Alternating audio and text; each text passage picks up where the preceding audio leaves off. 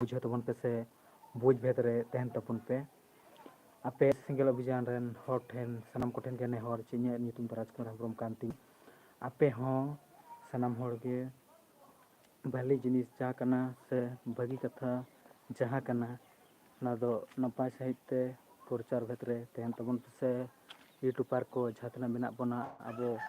Santali YouTuber को उन्नत गान मेना बना अब दो सनाम हड़ा के बुझ और बड़ाई लगती कान तबना जे हें धर्म कोड दो अब सनाम हड़ा लगती कना और नवा दो सनाम हड़ के भाइरल लगती कान तबना बुझ लगती कान तबना उन्नत गान यूट्यूबर को मेना बना हजार हजार कोटी कोटी मेनखान उन्नत गान यूट्यूबर को दो से संताल बया को दो कि धर्म कोड बापे लगती है से बापे दरकार की बुझ कते बड़ाई कते नवा जिनिस दो भाइरल और शेयर ना रिके तो पे कुर्बी जात नवा कथा को भाइरल दा और को शेयर दा मेनखान आपे दो धर्म कोड ना दया दुलार बनू तपेया सानाम को गिन मेना जहाँ यूट्यूबर को मेना पे लुरु गए मेन से आरो लटू लटू यूट्यूबर से एल्बम स्टार को प्रेम मेन से ठोपोंग मेन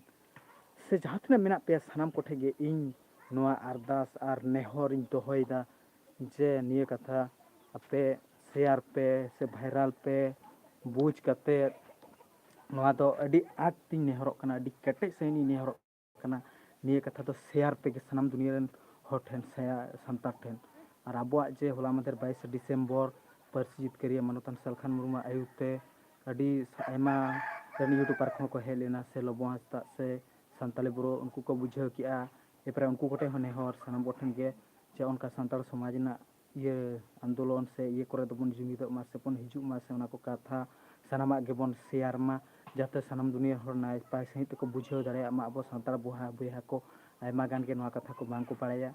जे नवा को बांग को बुझाव का से उनको को बुझाव मा से को बड़ाय मा और आयमा गान हर गे पे मेनेआ पार्सी दो डॉक्टर सुबोध हांसदा बेनाव का जितकर चौक बांगा ओना दो पार्सी जितकारिया मानवतान सरखान मुर्मू गे जितकर का नोरिया पूरा प्रमाण मेना रेकॉर्ड मेना बुझाव से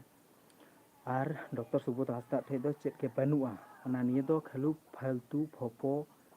ओना खरमका कते हर से संताल को भूलेव का को कना तो निये कथा दल पे ध्यान तबना सरखान मुर्मू फोटो लगा कते कमी तबन पे बुझ तबन पे बड़ाई तबन पे और हें जुदी जहां पे मेनदा नुई कान गया ओना रिया प्रमाण सहित उदुग लगा पिया जे हें नुई के पार्सी दो जितकर कदाय मेनते बुझ से तो ठीक है